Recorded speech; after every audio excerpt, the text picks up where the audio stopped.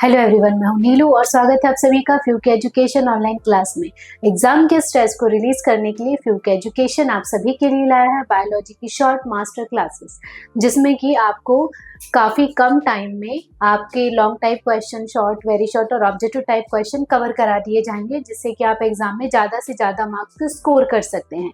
तो आज के इस क्लास में हम बायोलॉजी का chapter 10 biotechnology and its application आप सभी के साथ में डिस्कस करेंगे। तो हम सबसे पहले शुरू करेंगे हमारे ऑब्जेक्टिव टाइप मतलब मल्टीपल चॉइस क्वेश्चन। चलिए, हमारा पहला क्वेश्चन है कि जो जेनेटिकली मॉडिफाइड ब्रिंजल है, मतलब ये आप जो ब्रिंजल देख रहे हो ना, ये मार्केट में भी अवेलेबल है, आप लोगों ने नॉर्मल देखे भी होंगे।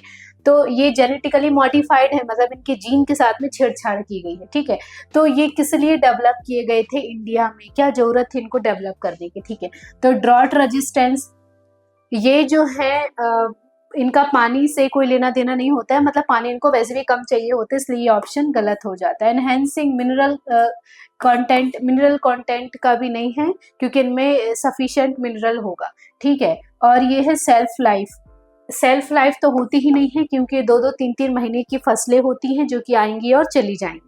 ठीक है, लास्ट बचता है इंसेक्ट रेजिस्टेंस, मतलब जो इंसेक्ट होंगे वो इनको ज़्यादा से ज़्यादा खा रहे थे, तो खाएं ना, इसको रोकने के लिए, मतलब नुकसान हो रहा था किसानों को बहुत ज़्यादा, इसलिए ये डिसाइड किया गया कि हम इनके जीन में ऐसे कुछ छेड़छाड़ करते हैं जिससे कि यदि इंसेक्ट इन पे अगर अटैक भी करे तो भी ये बचे रहें। ठीक है, तो इसलिए इनको बोला जेनेटिकली मॉडिफाइड ब्रिंजल। क्या करेंगे, इंसेक्ट रेजिस्टेंस है ये सारे के सारे।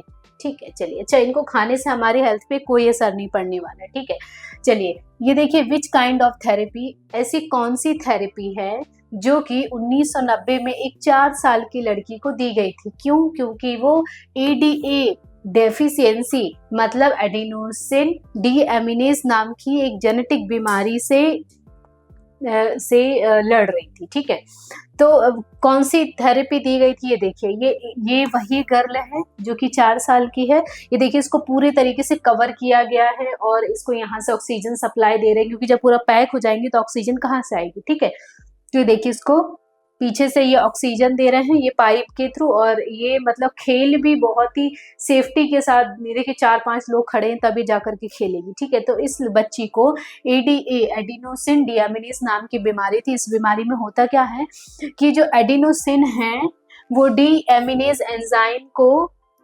नहीं तोड़ पाता है, मतलब एंजाइम का यूटिलाइजेशन नहीं हो पाता है, और ये एंजाइम हमारी बॉडी में इम्यून सिस्टम को स्ट्रॉन्ग करता है। अब जब ये एंजाइम भी नहीं बनेगा तो इस बच्ची का इम्यून सिस्टम बहुत ही वीक होगा, कि मान लीजिए यदि एक भी, जैसे हमारे एनवायरनमेंट में चारों तरफ बैक्टीरिया, वायरस, फंगस सभी घूम रहे हैं। ठीक है, तो मान लीजिए थोड़ा सा भी इस पे आया तो इस बच्ची जो है ये बीमार हो जाएगी, और फिर हम कितना भी दवाई दें ये नहीं बचेगी और इसकी डेथ हो जाएगी। ठीक है, तो इसलिए इसको कोई भी बैक्टीरिया, वायरस इसको ना टच करे, इसलिए इसको ये पूरा सैनिटाइज कवर पहनाया गया। ठीक है, तो कौन सी थेरेपी दी जाती है इस डिसीज में, तो इसमें सिंपल सा है, जीन थेरेपी दी जाती है।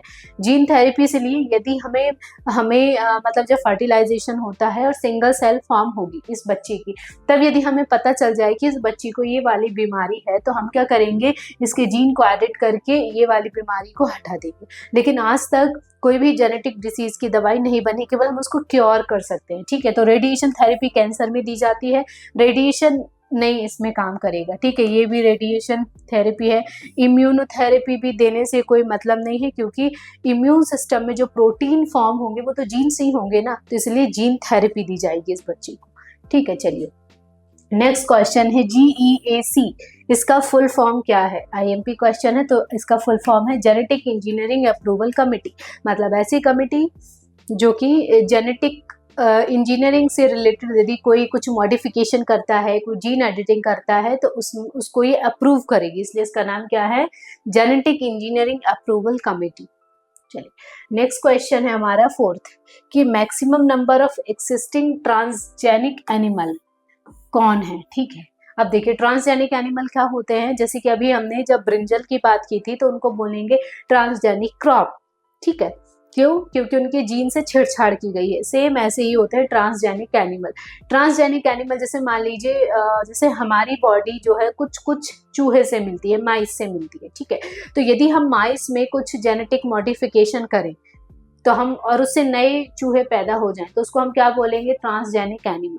ठीक है, ये हो गया। तो उनमें से कौन सबसे ज्यादा है, तो देखो फिश में भी की जाती है जेनेटिक इंजीनियरिंग, माइस में, काऊ में, पिग में, सब में की जाती है, लेकिन सबसे ज्यादा जो की जाती है वो की जाती है माइस यानी चूहों में। तो इसका आंसर क्या होगा, चूहे में। ठीक है, चलिए नेक्स्ट क्वेश्चन है the processes of RNA interference. मतलब यदि मान लीजिए कोई ऐसा बैक्टीरिया या फिर ऐसा नेमेटोड है, ठीक है, या फिर हमें कुछ आरएनए में कुछ मॉडिफिकेशन करने हैं, सिंपल सा, ठीक है, और वो क्या हो, प्लांट रेजिस्टेंस हो, तो इनमें से वो कौन से में किया गया है, तो ये नेमेटोड में की गई है। देखो ये है प्लांट की रूट, ठीक है, अब ये नेमेटोड क्या करेगा, इस प्लांट को ना धीरे धीरे जड़ से खत्म करेगा, तो ये प्लांट की रूट खत्म तो पौधा खत्म।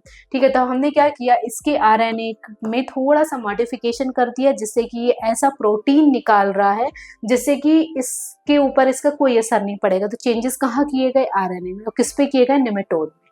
ठीक है, ये हो गया। चलिए नेक्स्ट है फर्स्ट ह्यूमन हार्मोन।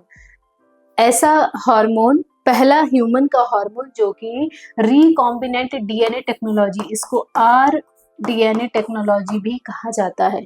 ठीक है, आर मतलब होता है रिकॉम्बिनेंट डीएनए। तो क्यों कहा जाता है इसको, ठीक है, तो देखिए सबसे पहले जो है इंसुलिन, मैं नाम से ही बता देती हूँ। इंसुलिन को सबसे पहले बायोटेक्नोलॉजी का यूज करके प्रोडक्शन किया गया, क्योंकि यदि इस टेक्नोलॉजी का यूज नहीं करते तो इससे पहले बहुत सारे पिग, काऊ, माइस, इन सभी की डेथ की जा रही थी केवल और केवल इंसुलिन को निकालने के लिए। तब इतने सारे एनिमल को हम कैसे मारते, तो इसलिए फिर आर डीएनए टेक्नोलॉजी की हेल्प से हमने इस हार्मोन का प्रोडक्शन किया। किस हार्मोन का, इंसुलिन का। चलिए नेक्स्ट क्वेश्चन है हमारा कि जो बीटी कॉटन है उसमें बीटी टॉक्सिन प्रेजेंट होता है। ठीक है, बीटी टॉक्सिन होगा तो ये कीड़ा यदि इसको खाएगा, ये टॉक्सिन इसके अंदर जाएगा और जो है वो मर जाएगा ये। ठीक है, तो इसमें से कौन है जो कि प्रोटॉक्सिन, मतलब ये अभी टॉक्सिन है, जब कीड़ा खाएगा तो वो उसकी बॉडी में जाकर के एक्टिव हो जाएगा। तो देखिए लिखा है एक्टिव टॉक्सिन, किसके कारण एक्टिव में कन्वर्ट हो जाएगा, तो किसके कारण हो जाएगा, तो इंसेक्ट की जो गट है, ठीक है, उसमें एल्कलाइन मीडियम मौजूद होगा जिसके कारण वो अभी इनएक्टिव टॉक्सिन एक्टिव टॉक्सिन में कन्वर्ट हो जाएगा। ठीक है, तो आंसर क्या होगा, alkaline pH of the insect gut. चलिए नेक्स्ट क्वेश्चन है क्राई एंडोटॉक्सिन ऑब्टेन। मतलब ये क्राई वन मतलब एक जीन है, ठीक है, जो कि एंडोटॉक्सिन को प्रोड्यूस करता है और ये हमें मिलता है बैसिलस थ्योरेंजेनेसिस, इसको शॉर्ट में हम बीटी भी लिखते हैं। ठीक है, ये इफेक्टिव अगेंस्ट किसके अगेंस्ट है, मतलब ये बीटी कॉटन है। ठीक है, ये एक कीड़ा है, ये कीड़ा क्या करेगा, मतलब एक इंसेक्ट है, इसको ये खाएगा तो इसके अंदर जो इंसेक्ट है जो टॉक्सिन है उसके कारण इसकी डेथ हो जाएगी। ठीक है, तो वो किसके लिए है, तो देखिए ये है बॉल वॉर्म के अगेंस्ट, ये बॉल वॉर्म, इसको बोलते हैं हम बॉल वॉर्म, ये कीड़ा, ये आप लोगों ने कई बार देखा होगा। ठीक है, इसलिए इमेजेस लगाई है ताकि आपको याद रहे काफी लंबे टाइम तक। ठीक है, चलिए नेक्स्ट क्वेश्चन है which of the following not used biopesticide. Biopesticide में हम किसका इस्तेमाल नहीं करते हैं। ठीक है, बायोपेस्टिसाइड कौन होते हैं, जिनको कि जैसे खाद छिड़कते हैं ना खेतों में ऐसे करके, तो ऐसे ही हम बायोपेस्टिसाइड मतलब ऐसे इंसेक्ट, फंगस, इनको हम ऐसे छिड़के, ठीक है, जिसके कारण जो प्लांट है उसकी ग्रोथ हो जाए, नाइट्रोजन फिक्सेशन बढ़ जाए।